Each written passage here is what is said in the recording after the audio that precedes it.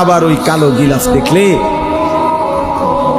মদিনার ওই সবুজ গম্বুজ দেখলে কলিজা ঠান্ডা হয়ে যাবে, চোখ সুখ পাবে, চোখের তৃপ্তি হবে, দেখার মজা মিলবে। আল্লাহ কোরআনে বলছে লিয়াশহাদু মানাফিআ লাহুম। আল্লাহকে যদি জিজ্ঞেস করে বান্দা কেন আমি হজে যাব, আল্লাহ বলে আয়েশা দেখো, লিয়াশহাদু, সে যেন আয়েশা দেখে। আইসো বান্দা, আসো না আমার ঘরে, আসো, আমি দেখাবো কুদরতের কি পরিমাণ নিদর্শন।